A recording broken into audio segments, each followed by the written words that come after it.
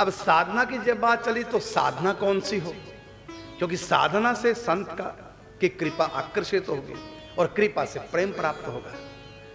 अभी साधना क्या है, तो दो साधना बताई पूज्य बाबा ने। पहली साधना है नाम जाप, दूसरी साधना है भगवान के रूप का, भगवान की लीलाओं का, भगवान की सेवा का चिंतन। यह साधना यदि चाहे कोई 64 माला करता हो, चाहे कोई 128 दुगुनी माला करता हो, चाहे कोई तिगुनी माला करता हो, 3.5 लाख नाम जप, 3.5 लाख कम नहीं होता, 18 घंटे लगते हैं 3.5 लाख नाम जप करने में। 3.5 लाख नाम जप करने वाला व्यक्ति संत के सामने और उस संत को पता लग गया कि 3.5 लाख करते हैं, लेकिन वो संत के सामने किसी से व्यर्थ की बात कर रहा है, संत की कृपा को आकर्षित नहीं कर पाएगा। कहते हैं कि 64 माला के 3 राउंड करने वाला भी संत को नहीं रिझा पा रहा है, तो संत उस समय क्या सोचते हैं कि पूरा तत्पर नहीं है। क्यों?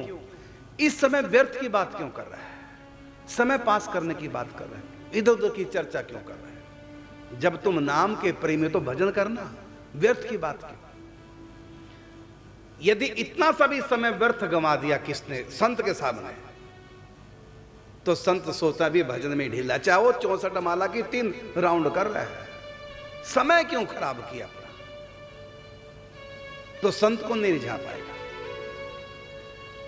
संत तब रीझते हैं जब वो घड़ी प्रहर पल वृथा न खोए, एक पल भी व्यर्थ नहीं। भगवान से उल्टा कोई भी बात वो नहीं कर सकता। अब है तत्पर, अब तत्पर हो गया। जब हमको मंजिल पे पहुंचना है, समय कम, तो धीरे धीरे चलेंगे, स्पीड पकड़ेंगे।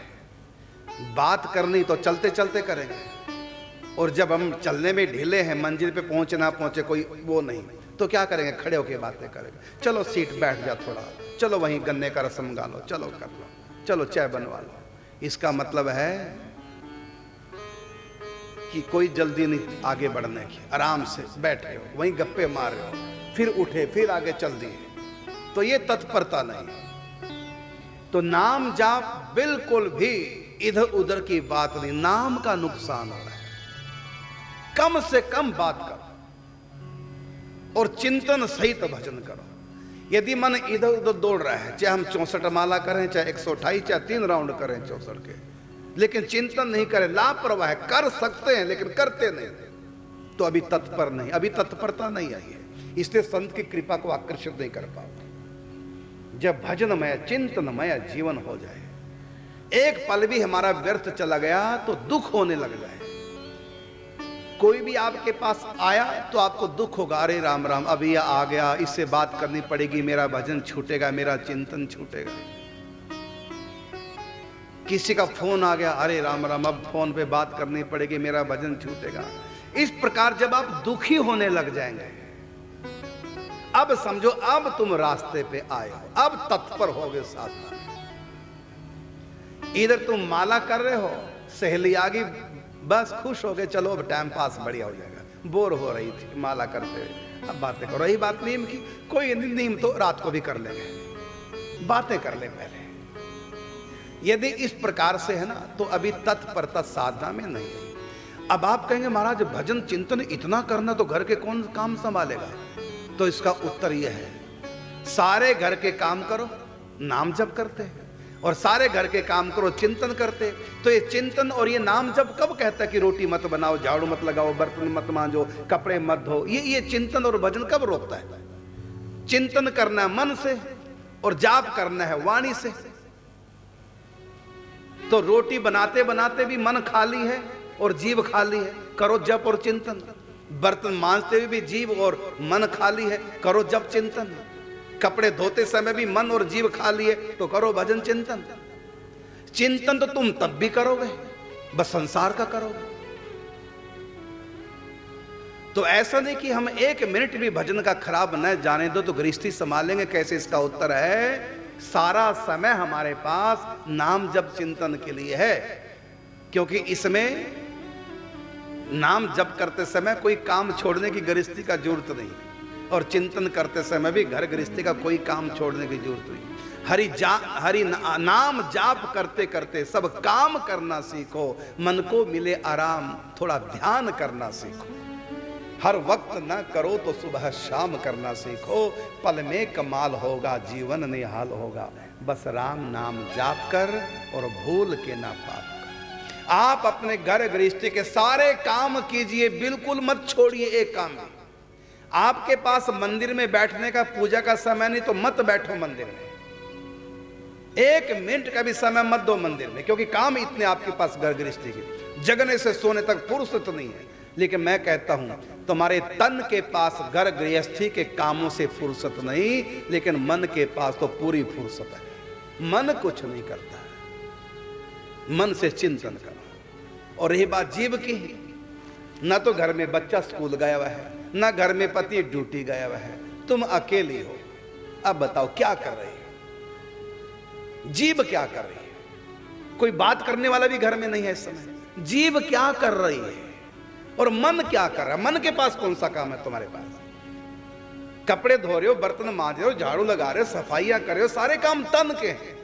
मन का तो एक भी काम नहीं। मन से करो चिंतन और वाणी से करो प्रभु के नाम का जाप, इसलिए बहाना नहीं चलेगा। और जब तक ऐसा नहीं बनोगे तब तक संत कृपा को आकर्षित नहीं कर सकते। और लोग कहते हैं ना, एक हमारे पास आए, महाराज जी आपका सत्संग हमने YouTube पर सुना है और आपने बताया कुछ भी कर लो काम संत कृपा से बनेगा, तो आप कर दो ना फिर कृपा। जब भगवत प्रेम प्राप्ति कृपा से होनी है, फिर आप कंजूसी क्यों कर रहे हैं? कर दो कृपा।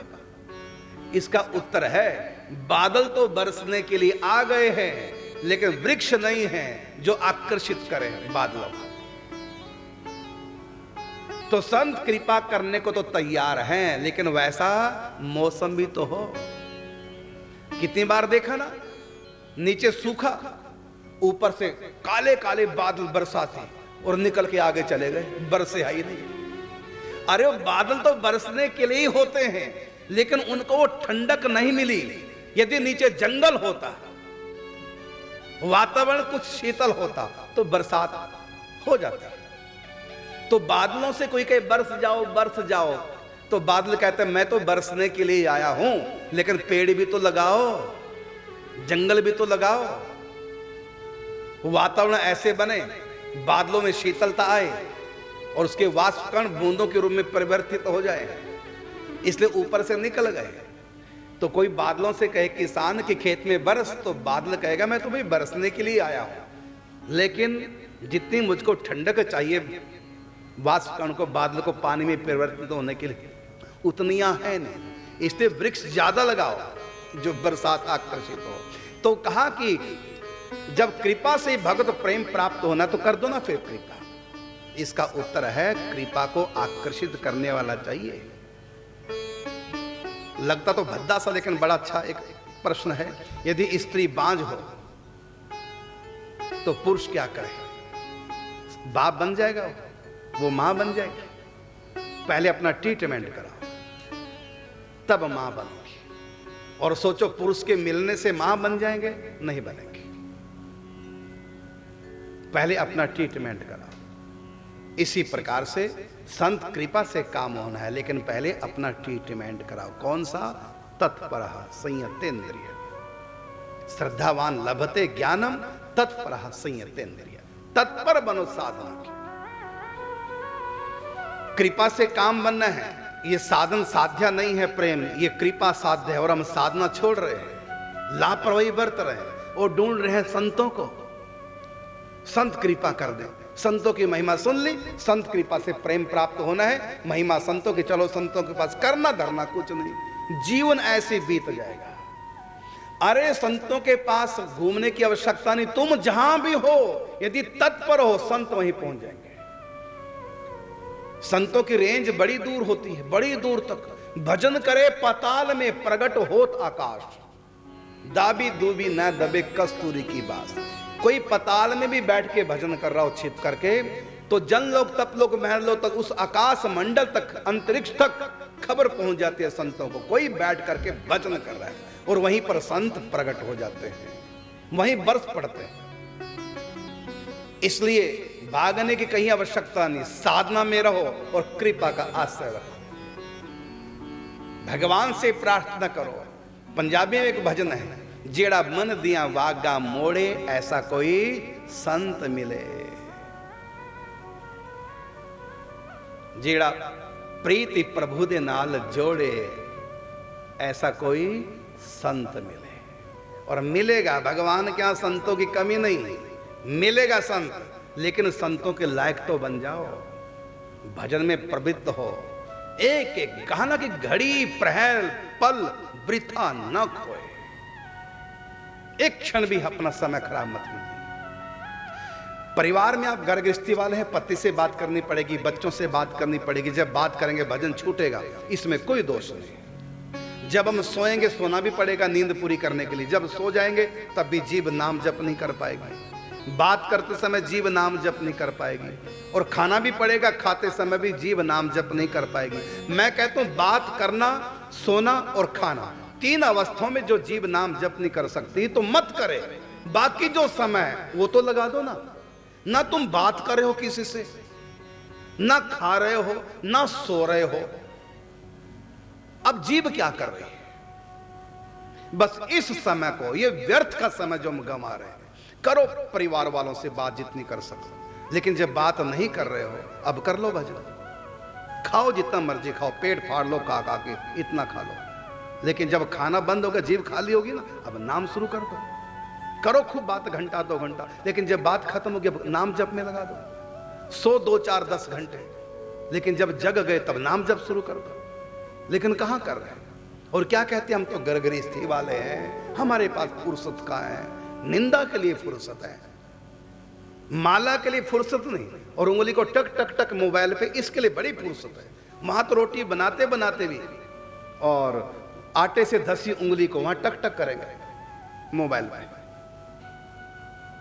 तो जब तक हम तत्पर नहीं, बात चल रही है साधना की, काम कृपा से होगा, इसमें कोई दो राय नहीं, लेकिन कृपा का को आकर्षित साधना और हमारी दीनता, ये 2 चीजें करेंगी। और यदि आपके पास साधना देखा संत ने, तत्परता की, समय खराब नहीं कर रहे हैं, लगन के साथ, और दीनता पूरी है, बस शांत रीझ जाएंगे। और कई बार तो संतों को भी नहीं पता होता कि हम रीझ क्यों गए इसके ऊपर, क्योंकि उनकी आत्मा संतों की गवाही देती है कि ये व्यक्ति साधारण नहीं है, उनकी आंखें देख करके, उनकी आंखों के आंसू, ये बात सच है। जब आप साधना ईमानदारी से कर रहे हैं, समय खराब नहीं करते, और चिंतन भी अभ्यास पूरा कर रहे हैं, तो जब भी संत के पास आप आएंगे तो आपकी आंखों में आंसू होंगे, छलकने लगेंगे संत को देख करके। आपको कहना नहीं पड़ेगा कृपा कर दो, आपकी आंखों की भाषा संत समझ जाएंगे, आपके हृदयगत भावों से वो अपने आप ही अवगत हो जाएंगे। क्योंकि कस्तूरी को यदि आप जेब में रख करके संत के पास आएंगे ना, तो भले कस्तूरी दिखाई नहीं दे रही है, लेकिन उसकी सुगंध संत तक पहुंच जाएगी। किसके पास? कस्तूरी। इसलिए कहा ना कि भजन करे पाताल में, प्रगट होत आकाश, और दाबी दूबी न दबे कस्तूरी की पास।